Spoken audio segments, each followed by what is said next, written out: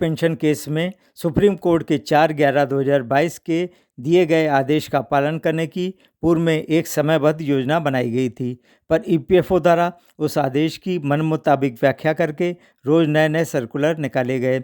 1 सितंबर 2014 के पहले के पेंशनरों के साथ सौतेला व्यवहार करते हुए उन्हें अलग थलग कर दिया गया। 1 सितंबर 2014 के बाद वाले पेंशनर अप्लाई करने के लिए दर दर की ठोकरें खाते रहे। राहत के नाम पर बार बार लास्ट डेट बढ़ती गई और कुल मिलाकर 17 लाख से ज़्यादा एप्लीकेंट्स हो गए, पर 2 साल में 1% को ही हायर पेंशन की स्वीकृति मिली। ज़्यादातर एप्लीकेंट्स भूल चुके थे कि उन्होंने हायर पेंशन के लिए अप्लाई भी किया है, पर ईपीएफओ ने नए साल का तोहफा देते हुए सारे एप्लीकेंट्स को एक मैसेज भेजकर उनके घाव हरे कर दिए।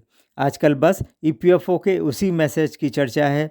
इस वीडियो में भी इसी से संबंधित जानकारी दी जा रही है। वीडियो शुरू करने से पहले अगर आपने इस चैनल को अभी तक सब्सक्राइब ना किया हो तो पहले सब्सक्राइब जरूर कर दें। आप शायद भूले नहीं होंगे कि कितने इंतजार के बाद माननीय सुप्रीम कोर्ट ने हायर पेंशन के केस का निर्णय देते हुए इसके इम्प्लीमेंटेशन के लिए एक समयबद्ध कार्यक्रम निर्धारित किया था। एक तो पहले से ही अधिकांश पेंशनर इस फैसले से अपने को ठगा सा महसूस कर रहे थे, ऊपर से ईपीएफओ ने उसमें इतने क्लॉजेस लगा दिए कि रही सही कसर भी पूरी हो गई। जॉइंट ऑप्शन फॉर्म को ऑनलाइन भरने के लिए लाले लग गए। किसी का यूएन एक्टिवेट नहीं था, किसी का पीपीओ या यूएन आधार से मिसमैच था। अगर कई पार्ट में सर्विस की तो और भी मुसीबत थी। डिपार्टमेंट से जॉइंट ऑप्शन फॉर्म ही वेरीफाई नहीं हो रहा था। अधिकांश पेंशनरों ने आगे जाकर अप्लाई करने का इरादा ही छोड़ दिया। ऑनलाइन जॉइंट ऑप्शन फॉर्म में ही जो शर्तें और उसके प्रमाण मांगे गए थे, उससे लग रहा था कि शायद ही हायर पेंशन मिल पाए, क्योंकि अधिकतर विभागों या संस्थाओं में 5,000, 6,500 और 15,000 की सीलिंग पर ही कटौती हुई और जमा हुई। उससे ऊपर की कटौती कम ही विभागों में हुई थी, पर उनके यहाँ 26/6 की परमिशन और क्लास 11/3 और 11/4 की कंडीशन पूरी नहीं हो रही थी, जबकि आरटीआई से खुलासा हो चुका था कि 26/6 और 11/3 की परमिशन के लिए कभी कोई एप्लीकेशन ईपीएफओ के पास नहीं आई, ना उसने कोई परमिशन दी। बंद संस्थानों के पेंशनर का कोई पुरसहाल नहीं था।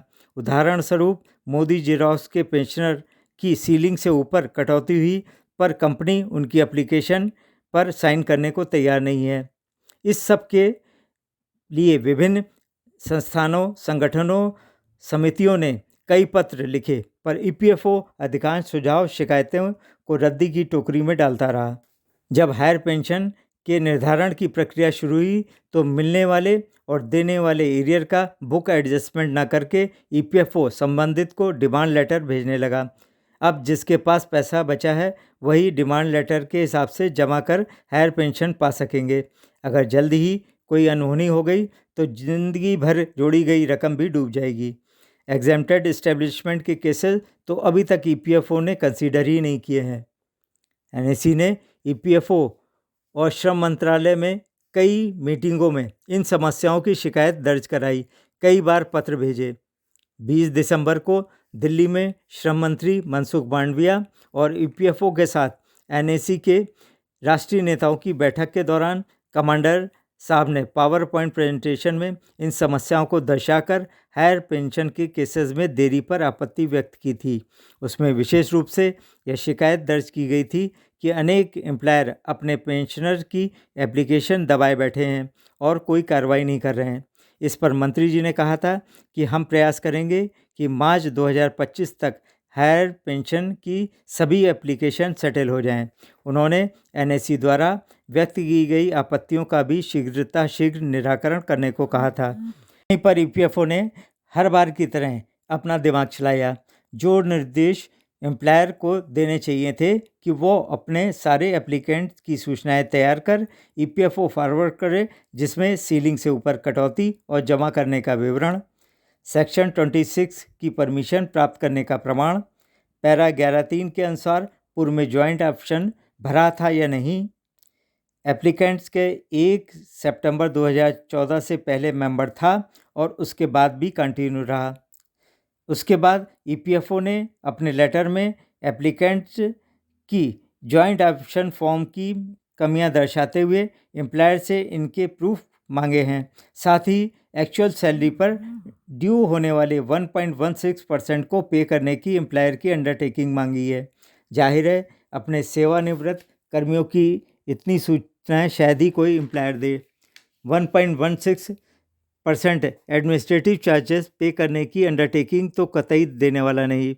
इसलिए 1 साल से इन सूचनाओं के साथ एप्लीकेशन अभी तक फॉरवर्ड नहीं की गई थी।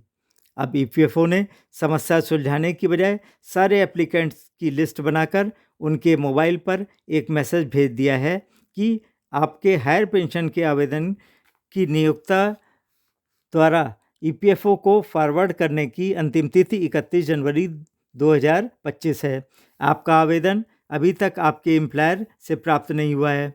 अपने नियोक्ता से अपना आवेदन फॉरवर्ड कराने के लिए उससे संपर्क करें। यदि 31 जनवरी तक आपकी एप्लीकेशन फॉरवर्ड होकर नहीं मिलेगी तो आपका आवेदन निरस्त कर दिया जाएगा।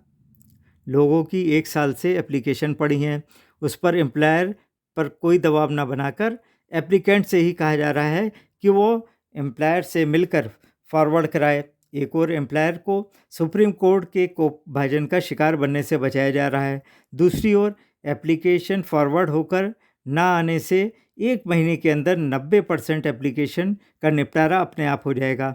शेष 10% में अधिकांश को भारी भरकम अमाउंट का डिमांड लेटर भेजकर हतोत्साहित कर ईपीएफओ हायर पेंशन के सारे केस मंत्री महोदय के निर्देशानुसार मार्च 25 तक निपटा देगा। एनएसी के कई स्थानीय पदाधिकारी अपने एम्प्लॉयर को लेटर लिख रहे हैं। इसलिए एनएसी के राष्ट्रीय नेताओं को भी न्यूनतम पेंशन बढ़ाने के मसले पर भी बहुत सावधान रहना होगा, क्योंकि सभी को 1000 न्यूनतम पेंशन देने की घोषणा के बावजूद 78,50,000 पेंशनरों में से 36,60,000 अभी भी 1000 से कम पेंशन पा रहे हैं। ईपीएफओ ऐसा ही खेल आगे भी ना कर पाए, इसके लिए अभी से स्थिति स्पष्ट करानी होगी और हायर पेंशन के लिए पेंशनरों को भेजे जा रहे मैसेज पर विरोध व्यक्त कर ईपीएफओ से एम्प्लॉयर को सूचनाएं भिजवाने के निर्देश जारी कराने होंगे, भले ही 1-2 महीने अंतिम तिथि आगे बढ़ानी पड़े। आपकी क्या राय है ज़रूर बताइएगा और वीडियो के अंत में बेल का बटन दबाकर लाइक और शेयर करना तथा चैनल को सब्सक्राइब करना ना भूलें।